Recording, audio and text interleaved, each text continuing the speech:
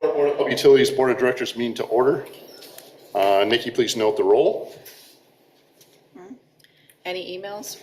No, ma'am. Skipped over your public comment. Is there any public comment?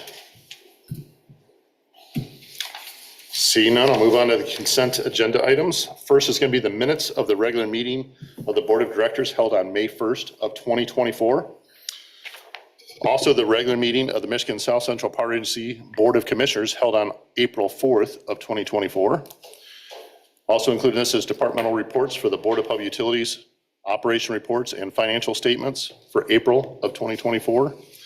The bills and accounts for period ending May 31st of 2024. The power supply cost projection. Also the MERS defined benefit pension plan statement for quarter ending March 31st of 2024. Any questions on any of those items? Need a motion? To approve? Support. Got a motion support? All in favor say aye. Aye. Any opposed say nay. Motion is passed.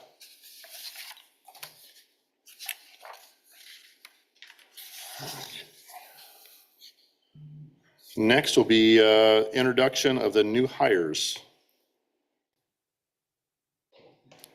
I will Oh, start with Andrew, who's got one of our summer interns, or no, both of our summer interns. He's hiding behind Dominic. Yes, thank you, President Stevens, and thank you, Director Jakubczak. Honored today to introduce our summer interns for the engineering and the GIS departments. So I'll ask Dominic and Shane to please come up. Dominic will be working in the engineering department, and then Shane will be our GIS intern. Gentlemen, do you want to introduce yourselves? Hi.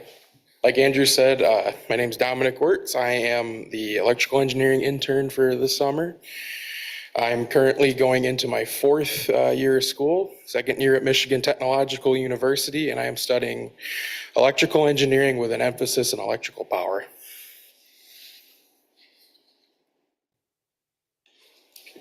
Hello, my name is Shane. I am a senior at Trine University, and I am studying computer engineering. I am the GIS intern for the summer. nice to have you both on with us. Thank you. And we have one more. One more.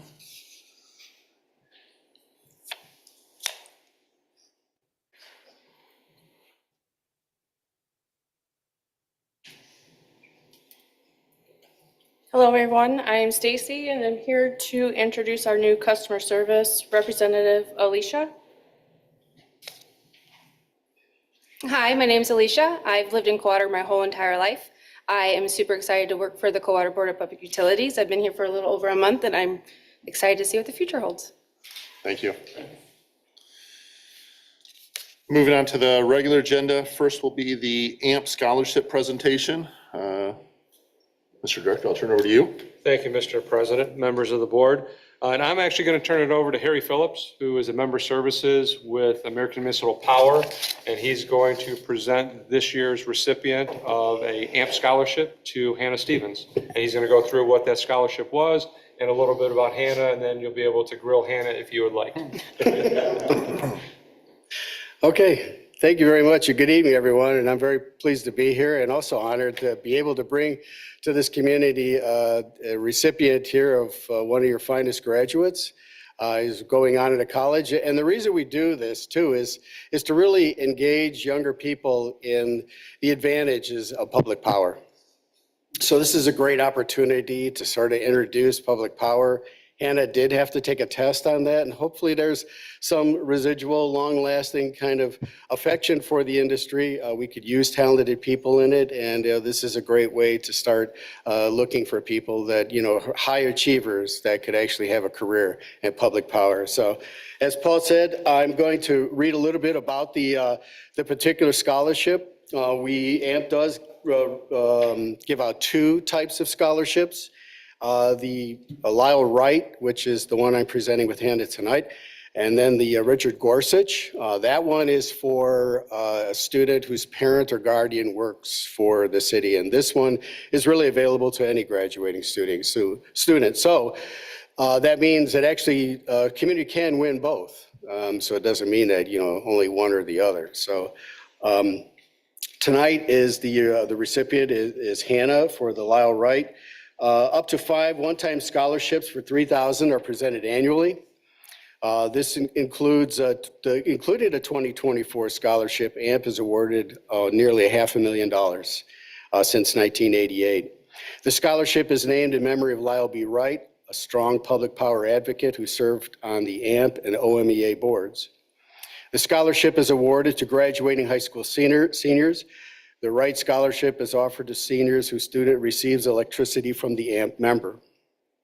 This year, there were 28 students who were nominated for the Wright Scholarship. The finalists took a test about public power. The AMP Board of Trustees approved 5 recipients based on their scholastic records, personal achievements, and public power test scores. We're pleased that a strong municipal like Coldwater is home to one of these year's scholarship recipients. She is the daughter of Brian Stevens and Carolyn Youssef. Hannah will be graduating from the Coldwater High School. She's planning to attend Michigan State University to study psychology. Hannah was extremely involved in the school community activities, and these are some of her highlights. She was active and a member of the National Honor Roll Society. Hannah participated in the Coldwater High School soccer. She is an active member in Student Council, Culture Club, Interact, and Class Council. Hannah also volunteered for many activities and programs throughout her community, including multiple 5K races, the food pantry, the Children's Museum Princess fundraiser. We find Hannah to be a talented student with a promising future. I'm pleased on behalf of the Board of AMP trustees to congratulate Hannah on receiving this AMP scholarship. And I'd like to say congratulations and best of luck to Hannah. Congratulations.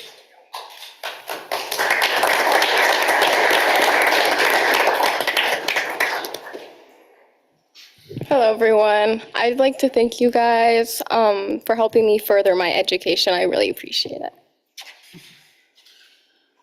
Okay. So we're going to take a quick. Take a quick photo of every guys back there with Hannah, please.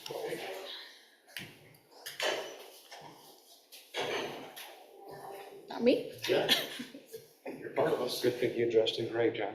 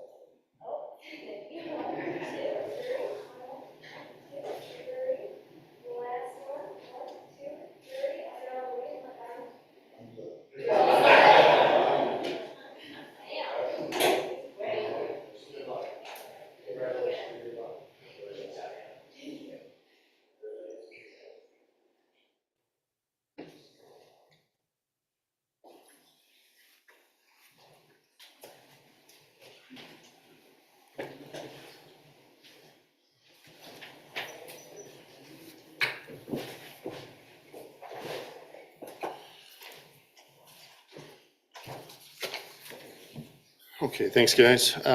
Next on the agenda is going to be the OJT experience presentation. Chase Moore.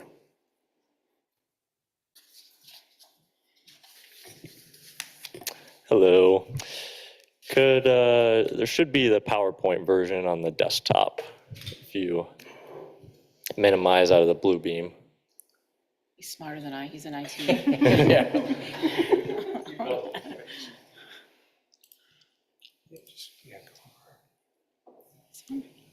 This view mode?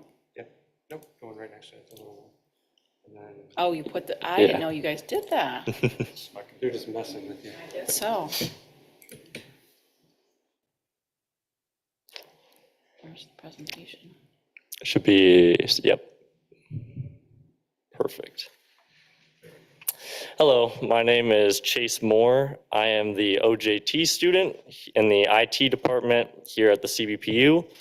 And I wanted to share with you today a little bit about what I have been doing and what I've taken away from my OJT experience.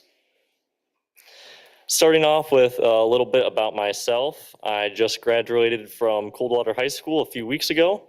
My junior year, I attended the Branch Area Career Center for half my day in the Computer and Networking Technology program. And by the end of the program, I was able to get A+ certified. This is a nationally recognized certification that verifies my knowledge in various aspects of IT maintenance and troubleshooting. My senior year, I was placed in the on-the-job training program, where instead of going to class for half the day, I would work instead. Not only was I able to challenge myself at work, but I was able to achieve my Network Plus certification, which further validates my knowledge of IT, more specifically in the area of network troubleshooting. Also at the BACC, I was inducted into the National Technical Honor Society and was a member of Business Professionals of America. In IT, some of the most notable daily responsibilities I have are responding to user requests in the help desk portal. We use a ticketing system called CASE that allows us to track these requests and prioritize them as need be. Along with that is documentation, which is expected to be done for every ticket we complete so that we can refer to old tickets if a similar problem occurs in the future. Software deployments, removals, and updates ensure that we are addressing the latest cybersecurity concerns and that users have what they need to work effectively. Troubleshooting various types of hardware and software, we are split into multiple different departments with different needs for hardware and software, so being able to troubleshoot a wide variety of implementations. And finally, I ensure that drivers, firmware, and patches all get pushed out so that we can prevent future issues and maintain security. Apart from my daily responsibilities, Sheila has assigned me a handful of special projects that tend to span over multiple weeks as both a learning opportunity for myself and as a benefit to the organization. The first project I was tasked with was removing GreenShot. GreenShot is an open source screen capturing tool that every one of our users had installed, many of which use the tool on a daily basis. This was a particularly challenging and long project that has two parts, and I broke this one down with dates for reference. On October 9th, Sheila created the ticket that referenced a major security vulnerability that GreenShot had that could allow bad actors to run arbitrary code against the PC. On the common vulnerability scoring system, it was rated a 9.8 out of 10, which falls under the highest threat level labeled critical. Because GreenShot is a free software, it was unlikely to get patched in the near future. A week later, I made the announcement that GreenShot was going to be removed and created instructions of how to use the built-in Windows snipping tool for the time being. And by November, all users were transitioned away from GreenShot and it was completely removed. And during the removal process, I ran into an issue where 29 devices refused to uninstall the program. So in this picture, I padded into all of those 29 devices separately and manually deleted each file one by one. Part 2 of this project was finding an effective solution to replace GreenShot, as many of our users still wished for some of the functionality that GreenShot had. On November 22nd, we began testing an application called Snagit and found that it brought even more to the table than GreenShot did, with a full team of support right behind it. I was tasked with deploying and training users with the new software, and by mid-December, that was accomplished. TechSmith also hosted an on-site training event here in the council chambers back in February. The morning and afternoon sessions were full with a combined 22 users in attendance. The next project I was assigned was to begin deploying Dell updates. Previously, these updates, a combination of drivers and firmware, were only manually installed on each device when necessary. Many of our devices fell greatly behind, so to ensure they were getting the latest updates, I created a schedule in our systems management appliance case that grabs all users' devices and deploys updates every other week. IT receive these updates weekly to ensure that they won't cause any problems for our users. They are scheduled to run overnight, but will run the next time they are powered on if previously offline. I had the project to bring more users to the help desk portal. I started off by giving the icon a refreshed look with the IT support agent on the right side. I also had the idea to add the same icon to the email account that prompts users when their tickets are submitted and updated. I made a video with Snagit and sent it out to users going through the main functions of the portal and how to navigate through it more effectively. Which leads me to the next part of this project, which was showing users how to fill out the user satisfaction survey when their ticket is closed. Previously, the link that was sent to users didn't always work, so I started by fixing that and used the video tutorial as a way to encourage users to fill out the short survey as often as they could. These are some examples of what the satisfaction survey looks like on our end, where users can rate their experience on a scale of 1 to 5 and can leave comments optionally. Throughout the first half of my employment, we had this past fiscal year's PCs waiting for deployment. I was responsible for helping deploy many of these new machines across the organization. Because each user's situation is different, I had to be familiar with everyone's daily workflow to ensure they had the applications they needed. The goal was to get them deployed quickly, but with few errors. After deployment, I decommissioned the old machines and closely monitored any issues users were having with their new machines. My most recent project is removing unapproved software from users. Because the organization is so broad, we have an extended list of applications to support. Every once in a while, this list is reviewed and compared to the software installed across the network. Most recently, Pat discovered that there was 59 pieces of software installed that was unapproved. My job is to uninstall the software and to ensure that any needed software is approved through Pat. This helps keep us compliant with our licensing and maintains our cybersecurity.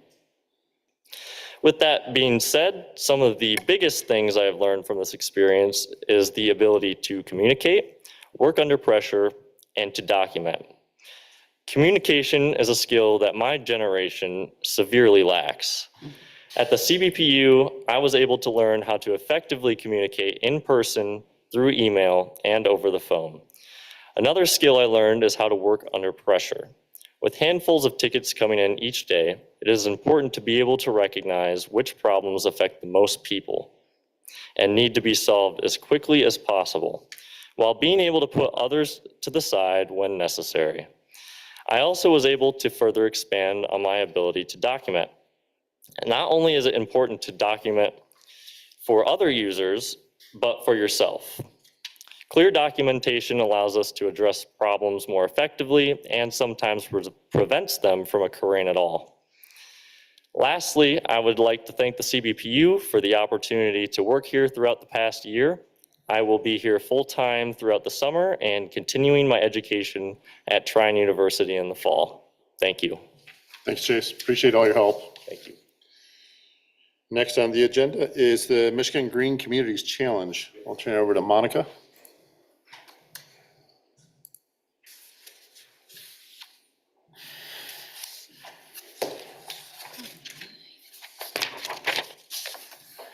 Hello, my name is Monica McCowan. I work in our Energy Waste Reduction and Key Accounts Department here with the Coldwater Board of Public Utilities.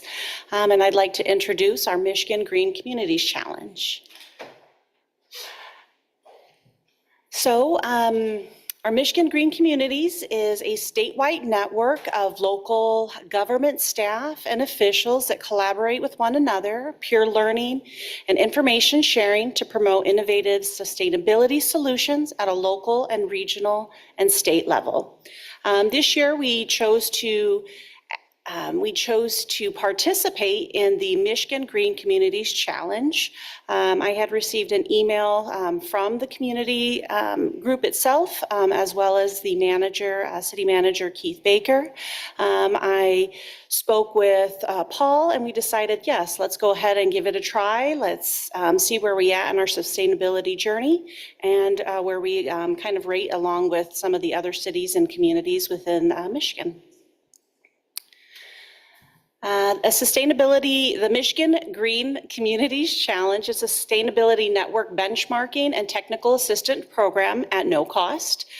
This program helps to guide and support communities by adapting to a changing climate, protecting infrastructure, improving quality of life for residents, creating a more environmentally and economically sustainable future for Michigan.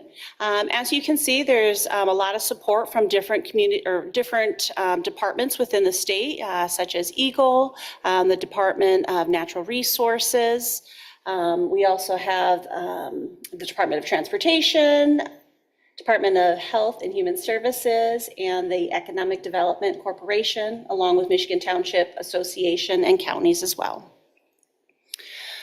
There was different benefits in participating in the Michigan Green Communities Challenge. One of the biggest reasons was the statewide recognition of your success. So we wanted to be able to compete with the other counties and cities within the state of Michigan, but also that we're going to get that recognition of the success that we're doing. We also would get access to technical assistance. So as we are in our sustainability journey, if there's any type of assistance that we can get, it's also free to us, but why not go ahead and network with other communities doing the same thing, where we are, what we can do better, and moving forward, what are some things that are working in other communities. We're getting, I went back.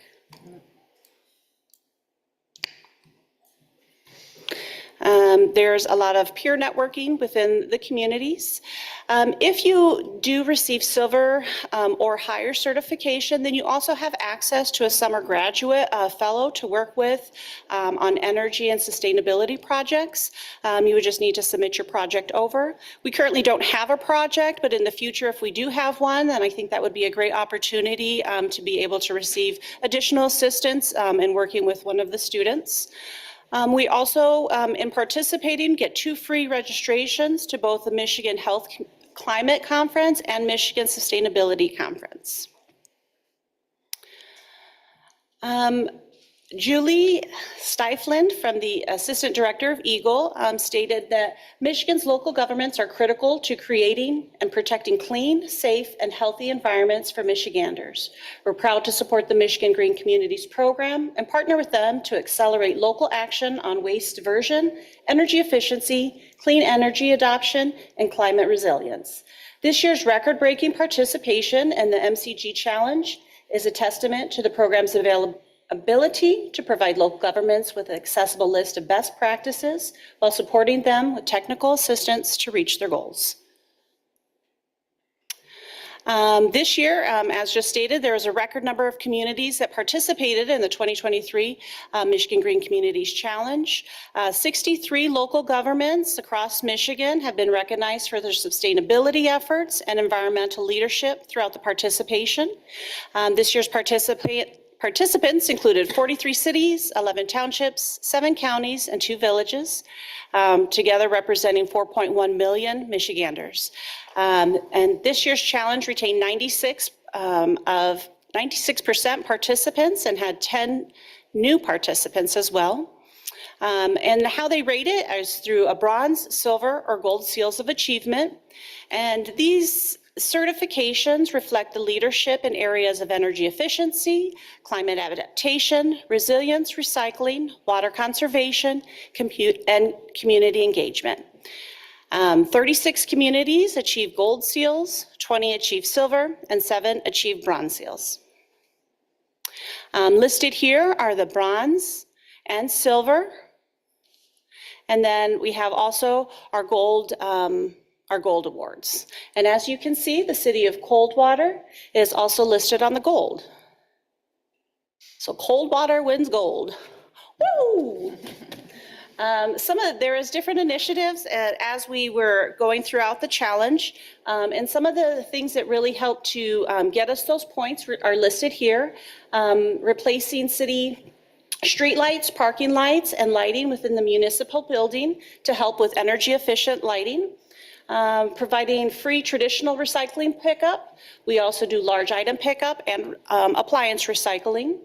Providing free annual household hazardous waste drop-off. Encouraging and providing a site for local farmers market to enhance access to local food sources. Installing universal access public electronic vehicle charging infrastructure, which we have four currently in Coldwater, and those are at a discounted price. Using brownfield cleanup and redevelopment process to further Coldwater's community sustainability goals, implementing a buy local campaign, educating residents about the social, economic, and environmental impacts of buying locally, and offering green pricing to all customers, which allows them to support renewable energy development.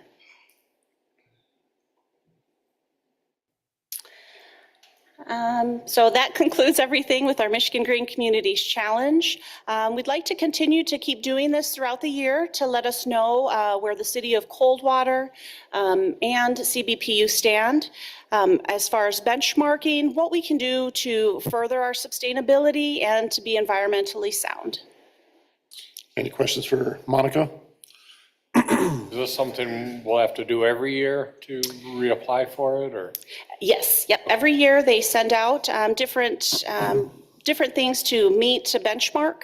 Again, it's more of a questionnaire. So I took the lead on getting this started, but I worked with all sorts of departments within the Coldwater CBPU, as well as city departments, whatever the questions were. You know, whatever those departments were, I reached out to find where we are, if we're in the process, if those have been completed. But yes, it would be due every year. Thank you very much. Thank you. Next on the agenda is going to be the stock voltage regulators. John Springhall, you are up. Evening, President Stevens, members of the board. So as you can see from the memo, I'm here to request some purchase of stock voltage regulators. So during our normal maintenance of our distribution system, we did identify 3 voltage regulators out on our line that needed to be replaced due to age and operational concerns. These regulators are critical to maintaining reliable power quality to our customers. They provide voltage stability for the longer circuits. So we did receive 3 quotes from vendors, Border States, Resco, and Stewart Irby. We are taking a look at those and determining that we want to go with Border States.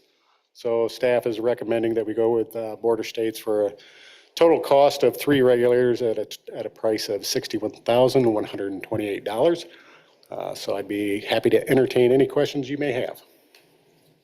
So you found 3. Are there any others that, say, over the next few years, we may run into them getting to the end of life? Yeah, so we have 6 of them in our system. 3 of them are out on Union City Road and 3 are out on West Chicago. These are our outlying radial circuits. The 3 that were on Union City Road were replaced about 3 years ago. And this year we identified that we are having issues with some on West Chicago Road. So that emptied our supply. We do have 2 of them still sitting in the yard, but you know, they're for an emergency backup. You know, you got to be concerned if a storm comes through that could take them out, damage them, accidents, whatever. But definitely, you know, they are critical to maintaining the voltage to what you need to have at your home.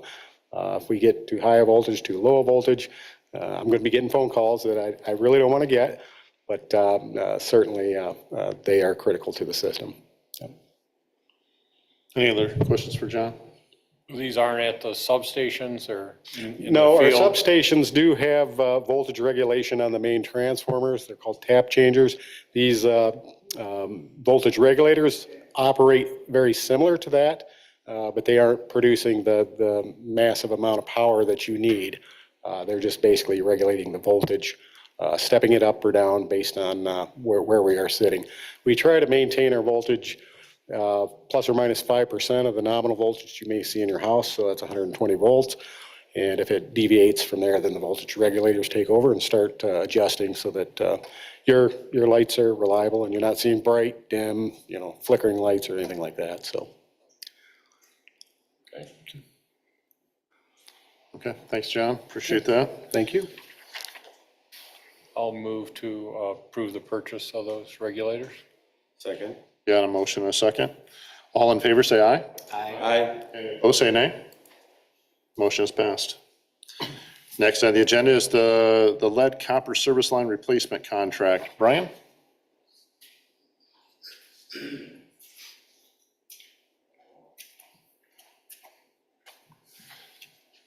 Good evening. Love the shirt, John. Well, I was going to compliment you on yours. Yeah, I wore it just for you. Me too. So we'll going to give you a quick update on lead copper, which you guys love to hear. It's going to be riveting, so pay attention. As you know, in accordance with the lead copper rule set forth by the state of Michigan, we're required to replace all lead service lines in the city of Coldwater or any galvanized lines that were previously hooked to lead. So in September of 2022, we received a grant from the government for $3 million that they gave us 3 years to spend. So our goal was to get as many services as we can be done through self-work. But we couldn't get enough done with other projects and other things going on. We fell behind, so we had to put some of it out to bid. So we put out $1.5 million, we put out $2 million, sorry for misspeaking. $2 million out to bid to replace as many service lines as we could. We had 3 firms bid on that. The bids came back with Parish Excavating being the lowest bid of $1.4 million, 442,000, some change. So that's going to replace 121 service lines at about $11,000 of service line, which is about what the state's getting right now. So we're recommending, and our engineers are recommending, that we go approve the bid of Parish Excavating to replace those lead service lines. And I'll answer any questions that you may have. How much have we spent of the 3 million internally? 300,000 and some change. And we're going to continue to work until the Yes, end of we replaced around 100 last year for 300,000. Right. When's the grant end? Is it 30? September of 25. 25, okay.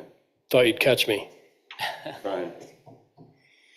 And if, I will tell you that if they get done and there's still time left, we will throw some more on them. They'll hold their prices so we can have them keep going too. We're going to try to spend as much of the 3 million as we can before we have to send it back. You able to give them the more difficult ones, or? You see right through me, don't you? Yes, we gave them more of the difficult ones that we did not want to tackle. Right. All right, good. So. Any other Anything else for questions? Brian? Thank you. All right, thank you. What is the desire of the board? Approve the lead copper service line replacement contract. Support. You got a motion to support? All in favor, say aye. Aye. Any opposed, say nay. Motion has passed. Next on the agenda is going to be Public Act 95. I'll turn it over to Mr. Director. Thank you, President Stevens, members of the board. So it's that time of year again to decide if we want to opt in or opt out of PA 95. If you remember right, and here's a little background, I was signed into law in July of 2013. What it basically does is, if you opt in, you would have to charge each of your customers a surcharge up to $1, and it's determined by the state every year. The state would collect this, and then your customers would be able to draw on that to be able to help subsidize their bills during the winter months. If you opt out of the program, the only caveat with that is that you cannot do disconnects between November and April for that. This year's surcharge, or last year's surcharge, was set at 88 cents per meter. If you look at from its inception, we have opted out of the program every year. Last year's write-offs, net write-offs were a little over almost $16,000, 15,817. And through April of this year, it's $11,716. Now, by opting out, we still also do provide support to local agencies if customers need them. Our customer service has a list of different organizations that they can apply to do subsidies and help during the winter months or during any month for that matter as well too. As we all know, as we've talked earlier, that PA 95, the Scuttlebug and Lansing, is that they're looking at doing a rewrite to eliminate the opt-out provision or potentially eliminate the opt-out provision and basically move the fee up to $2. So we are vehemently opposed to that right now with MMEA, and we're working through them to figure out a way to make sure that, one, our customers are still protected and can still draw on accounts if they need them, if they need that assistance, but also to come up with a number, whatever that number may be, to be able to still opt out if you so choose to opt out. What that number might be, it's going to be based on the number of customers is what they're proposing right now. So we're not quite sure where that's going to go, but it is still being proposed out there, and we are continuing to work with MMEA and our state legislators to let them know that this really isn't a good thing to put everyone, because at $2,000, you're looking at about $150,000 a year that Coldwater would provide to this program, of which our actual benefit of customers that have used this program is about $30,000. So that additional money would still go and sit with the state, which would be used throughout other territories that are not in Coldwater's And we purview. would never see the return. That is correct. And so we're subsidizing the larger cities. That is what is being looked at, yes. So it'd be our recommendation to opt out again, as we have in the past, of PA 95 for fiscal year 24 and 25. And I will keep you abreast as far as where we're at when this moves forward through. Was that a monthly fee or a yearly fee? It's a monthly fee. Okay. It's a monthly fee that would be collected, a separate line item on the bills. Right. And as we all know, it doesn't really matter if there's a separate line item or not. It's all the utilities collecting this from me. Even if it says state mandated, it's still going to be that we are collecting it from our customers. Why is the amount of delinquent so high this year so far? It could be a variety of things. It could be the economy. It could just be the number of customers that haven't paid. But a lot of that through April right now takes care of most of the winter months. So now we'll just see the trickle down to a more manageable level than this. Probably, if I were to venture a guess, probably maybe another $5,000, $6,000 based on what we're seeing. Well, costs have gone up for everything too, so maybe people have less disposable income to help with that. But we did very well managing that November through April timeframe, getting a hold of the customers at the end of April or the middle of April, beginning of April, to let them know that they needed to pay their bills. We've got them in touch with the local agencies to provide assistance for that. And some of this write-offs are people that just skip town. So you're going to have those anyways. It's just the cost of doing business. It's not saying that these have not been sent off to collections as well too. It's just, it's a normal cost of doing business that you're going to have people that don't pay their bills. Any questions on those? No. I'll make a motion to opt out. Thank you. Got a motion to support? All in favor, say aye. Aye. Any opposed, say nay. Motion passed. Thank you. Next on the agenda is going to be the MISO auction results. I'll turn over to you, Mr. Director. Thank you, Mr. President, members of the board. So next slide, Nikki. So just a little background of how and why we need to have this. So if you remember right, we have to show we have adequate capacity as a load serving entity. We have to show 4 years in advance of what our capacity needs are based on what we project for growth, and as well as some either rolling on or rolling off of projects that we've had for capacity. And also, we can only use 5%. We only get 5% of total from the auction. So we need to make sure that we have something either in a contract or that we have it as our own assets. We talk a little bit about the behind the meter generation. That's all good and dandy, but sometimes you have to add that all back in when they look at the capacity as well too. One of the things that we need to make sure that we do, and we can just look at it from turning on a light switch. When you turn on the light switch, that's what capacity is, making sure that you have adequate capacity to turn on whatever that light is on the other side of the light switch. We talked about the lights. If you want your light bulb to come on, we need to make sure that we have capacity to have that light bulb turn on. So this is something that we have looked at from an MSCPA standpoint, and we got this from MSCPA. This is what we are looking at as far as our energy resources for next year. Just to give everyone an idea, there's a couple on here that are newer. Whitetail Solar, as well as some additional in the PPA blocks. Those will be coming to you at a future meeting, maybe July, August meeting, as we're still trying to negotiate some of those terms for those power supplies. So the moment everyone was waiting for was the auction of where the prices came in. As you can see here, the prices came in sufficient to show that there's adequate generation to handle the demand that is required. The only one that is a little low on that is Zone 5 in the whole MISO footprint. And a lot of that has to do with retirements of generation and the increased load that they're seeing out there as well too. Just as a reference, we are in Zone 7. Next slide. So overall, if you want to look at the right-hand side, if you remember right, we talked about last year that MISO went to a seasonal construct. So they had different auction pricing for different seasons. You see the summer, fall, winter, spring timeframes of how that all changed. Our average for our kilowatt month is 61 cents. If you look at the graph itself, 2 years ago it was $7.20. And then last year it dropped down to about 28 cents. This year it went to 61 cents. That shows you how well the market is going up and down. It's really hard to predict. If you have a clear crystal ball, you're better than everyone else, and you probably should play in the stock market because you're going to make a ton of money. 25-26 budget right now in MSCPA is looking at $4 a kilowatt a month, and the 26-27 is looking at $5 a kilowatt a month. So you may ask yourself, why, with capacity prices coming in low again, why are we still predicting higher prices for the future? PCA, base costs, so on. So what I'm going to do is go over the next few slides and show you why those prices are showing increases. So in addition to a capacity charge, we also have an energy charge, but on this slide, we're showing transmission pricing. So as you can see, there's a slowly increase of transmission pricing going up. From 23 to 24, it's about a 6% increase. 24 to 25 is looking at an estimate of a 4% increase.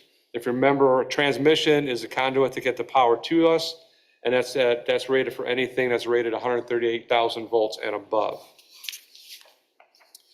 You hear me talk all the time when we talk about our PCA regarding natural gas and natural gas pricing and why that's so relative to what we do.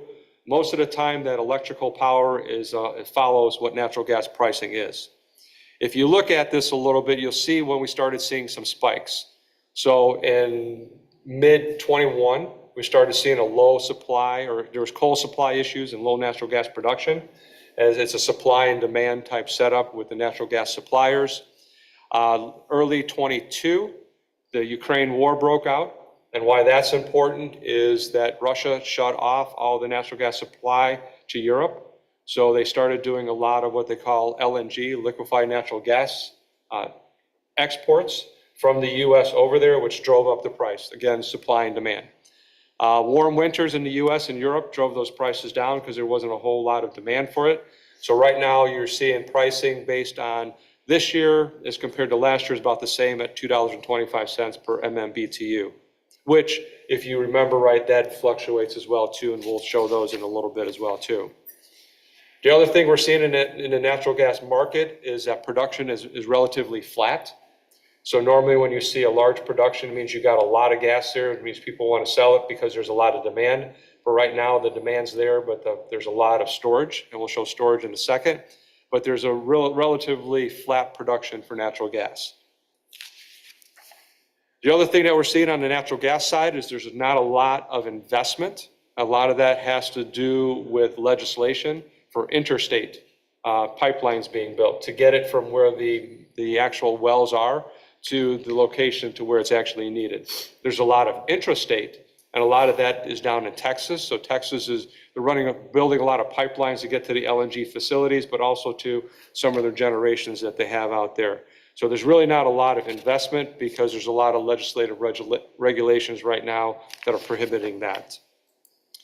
We talked a little bit about LNG exports. As you can see, it's projected to go up tremendously. And a lot of that has to do with the higher cost to purchase it as well, too. If you look at on the left-hand side, you see what they're anticipating. So 11% is what we're exporting right now, but by 2032, they're looking at 45% of all LNG is going to be exported by the United States. One of the things that I also had printed out, and I'm sorry it's not in here for you, but what they're looking at as far as the cost of LNG. Right now, the cost of LNG to export in like the 22, 23, and early 22 markets with the Ukraine war jumped up to $15 to $18 per MMBTU. Right now, it's sitting at $5 to $7 per MMBTU. So they're anticipating that it's going to go up as well, too. On this slide, you can see that natural gas storage, you think, how do we store it? Well, they either will pump it into big storage tanks or they'll pump it somewhere to be able to utilize it afterwards. So as you can see, the storage is way above what the normal market would be. It's also above what the band is that they show in there as well, too, which is good if you need it, but it's not good if you're selling it. So the next slide shows what's happening in natural gas production. So natural gas production, if you're not needing it and the demand's not there, they're going to stop producing it. And hoping that the demand picks up and you use all that cheap stuff that's been put into storage to go ahead and drive the pricing up. So less demand, lots of storage, slow LNG exports, which is all anticipated to change, which means now they're going to be using all this gas, which means it's going to drive up pricing because you're going to have to start production up, you're going to have to start your wells up, and all that storage is going to be gone. So what does it all really mean? Winter is the biggest driver for natural gas pricing. As we've noticed lately that there's not been really cold winters. There's not been the polar vortexes. So there's been really no high demand for natural gas. Summer's less of a driver. It's more on the energy side. We already talked about LNG exports and the production of that, and also pipelines. We talked about the pipelines. Higher gas prices, as we talked about, means higher energy prices. For instance, right now, the Henry Hub pricing that we talk about when we look at PCAs is looking at anywhere from $2.80 to $3.50 of MMBTU over the next 24 months, 12 to 24 months. So those prices are showing on the futures that they are going to be going up eventually. Also, when we talk about pricing, just a quick reminder that PA 235 went into effect, which is a My Healthy Climate law. Renewables, 15% by 24 to 29, 50% by 2030, 2034, and 60% to 2035 and beyond.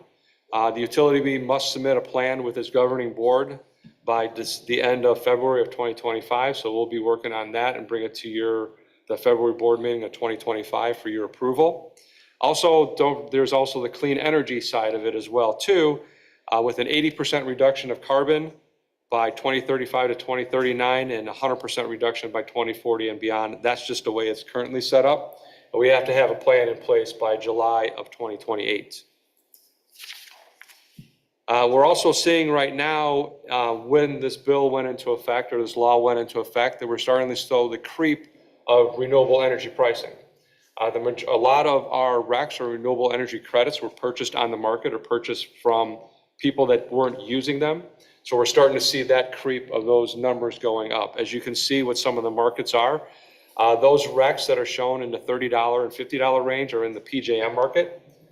So those are what they're selling for in the PJM market. What you're seeing right now in the Michigan market is they're up to $3, but they're anticipating to go up to $4. I know that when we originally did some purchasing from the MSCPA point, we were looking at $4 to $4.50 on the REC market. So we're anticipating that to go up as well.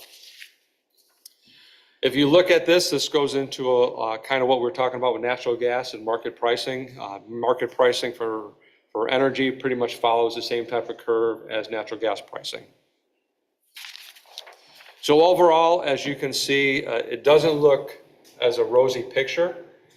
From the auction perspective, the auction perspective is great, but everything else that's associated with our energy prices is looking for future increases on the energy market as a whole as well, too. So I'd be happy to answer any questions that you may have, but we will continue to update you as well in the future, and more to come. And this is one of the reasons why we really wanted to do the integrated resource plan with Infront, which is progressing. We're still working on the data capture for all that, but it'll help us in the future to determine, do we continue to stay on the spot market? Do we look into long-term projects? Do we look at more solar? Do we look at investment in the batteries? Where do we see ourselves and where do we want to be for the future? Any questions on that? Seeing none, we'll move on to public comment.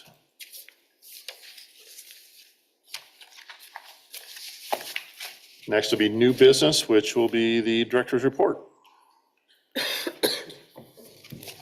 Thank you, Mr. President, members of the board. So as we just talked about power supply and power costing, our power cost adjustment for this month is 0.01147, and on the secondary meter is 0.01182. As we mentioned, the natural gas pricing on the Henry Hub for the next 12 months is between $2.80 and $3.50. I'm not going to spend a lot of time on our interns. They did a great job introducing themselves. And we wish them all well and hope to see good presentations when they come back in August before they get heading back to school.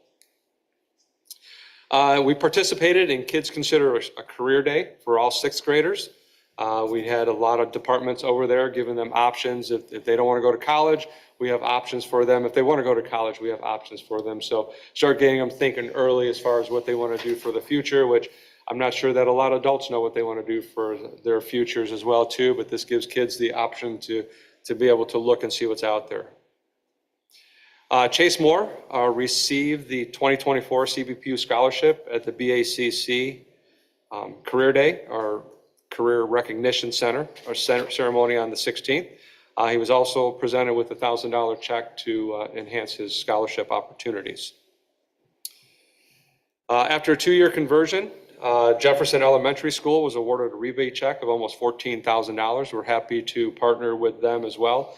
I know that Monica's got some great projects coming up in the future with the schools, as well as some of the industries and businesses. And just to give a plug for that, if there's any businesses or industries or residents that are looking for any type of information regarding energy waste reduction or efficiencies or potential rebates, please look on our website and contact Monica for that. I know she's got some that she's working on currently.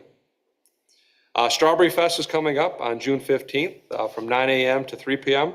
As always, there'll be plenty of vendor booths and kids activities as well. CBPU and the city will be there as well too with a coloring wall. And this year we're going to be doing a selfie station with some props and stuff to promote the utility as well as the city. So please stop on by, watch for the social media ads to tell them exactly where we'll be located. Hops on Monroe is coming up June 20th and continues all the way through August 29th. So please join us from 5 p.m. to 9 p.m. on South Monroe. The Farmers Market kicks off the 2024 season on June 22nd and continues through September 14th. And that's over at Four Corners. And those hours are from 9 a.m. till 1 p.m. If you have any questions or want to be a vendor, there's a website listed there. It's thecornerfarmersmarket.com. The next CBPU City Blood Drive is scheduled for Tuesday, July 2nd from 10 a.m. till 4 p.m. over at Heritage Hall. If you need to sign up for appointments, please get on redcrossblood.org and sign up for it and use the code Coldwater My. We also did get some, before we get to that one, just to let everyone know as well too, we believe that we can see the finish line and are ready to cross it with the ITC agreements for the radial lines, which was done back in December of 23, and the asset approval for the asset purchase, and that was done in March of 23. So those are both coming finally through. Tomorrow at the MSCPA meeting, we should be approving the asset thing, and then we'll do final signatures on that one. And we're waiting for a final clarification on the radial lines. So good news coming on those, that we're finally getting those approved. Customer praise, we did get from our field staff, our customer service staff fielded a call about the electric department and a great job that they did for an outage on May 20th. It also talked about how our infrastructure and our crews are top notch. They always do a great job and they're always happy and do a great job doing customer service as well. We also have a couple of thank yous. One is from the BACC for our support of their OJT program. And then the other one is from Logan Foster, who was our OJT student in the Community Engagement Department, thanking us for his time and talking a little bit about what he learned. And he apologizes for not being here to give his presentation, but he had a family emergency that he had to deal with. And with that, that is my report, and I'd be happy to answer any questions that you may have. Excellent, good job. The date of the next meeting? It's scheduled for Wednesday, July 3rd. What's the consensus of the board? Will that work for you? If not, we can move it to Tuesday. I'll be. Everybody good? John? Okay. July 3rd, 5 o'clock? 5 o'clock. Okay, just a reminder, that's the day before a holiday, making sure that everyone is available the day before a holiday, and if you weren't taking a long extended weekend. I got the whole week off. Anything else before we close? We're adjourned.